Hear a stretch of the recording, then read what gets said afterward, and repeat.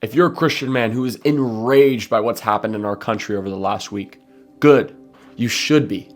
In fact, the Bible encourages us to be angry and hate evil. However, the Bible also reminds us that we cannot sin just because we're angry. So how do we avenge the loss of Charlie Kirk, the assassination of a man of God who spoke the truth and was silenced? And now we have a party who is celebrating his assassination. What do we do to respond to that, to avenge his loss, but still not sin and glorify God? There are 3 things we must do as men of God in order to stand up and do what's right. Number 1 is reigniting your purpose. If you've seen what's happened in our country over the last week, from the killing of the Ukrainian refugee who was stabbed by a man who was arrested 14 prior times, and then she bled out as men around her sat there and did nothing.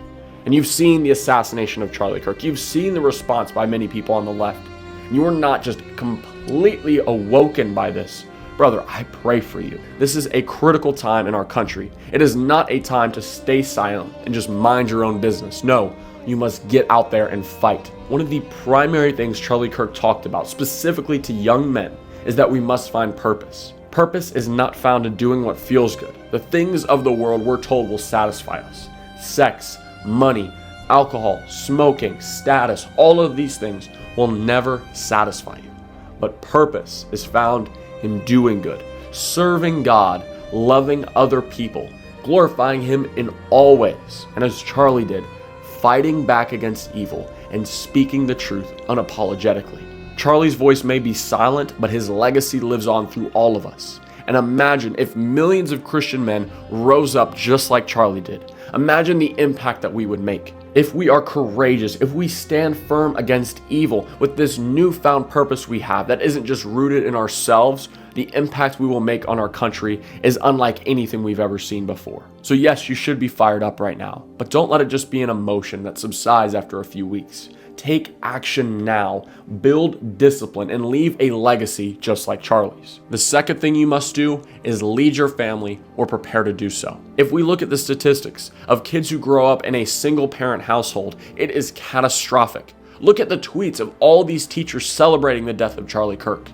If you don't step up as a man of God, these people will raise your children. And if that doesn't alarm you, it should. We are growing up in a war zone. And if you don't have a wife and kids who are firm in this book of truth, they will fall into chaos. This is the primary reason that the alphabet mafia, you know who I'm talking about, has infiltrated the youth.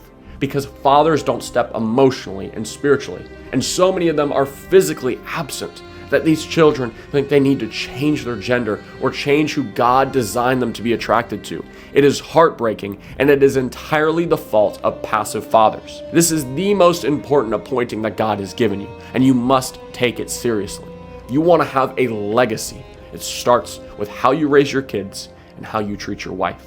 So be a man worthy of this calling. Imagine if we stepped up and raised a generation of God-fearing kids, having lots of kids so that we could fight back against this evil ideology from the left.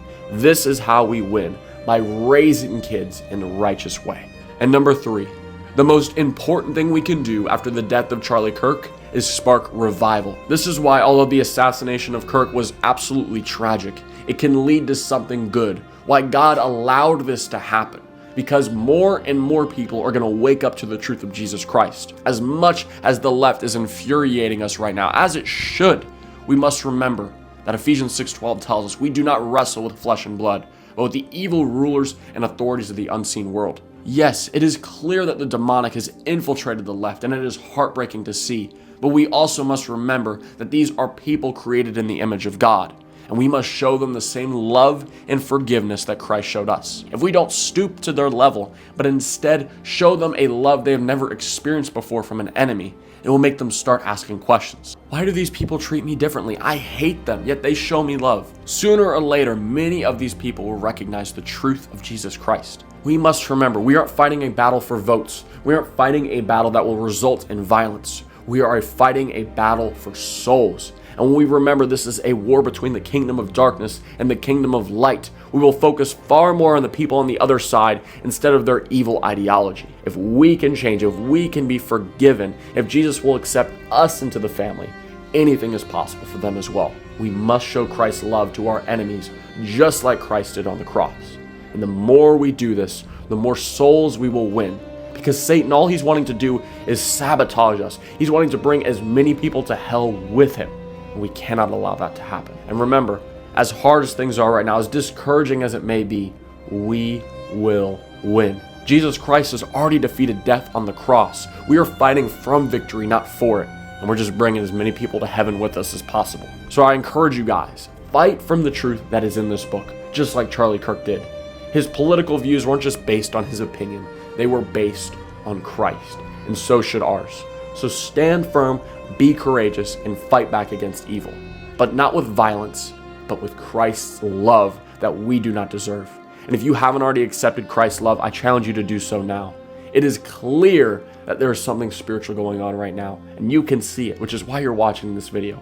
So turn to Christ wholeheartedly, get off the fence, and get in the action. I love you guys. Stay sharp.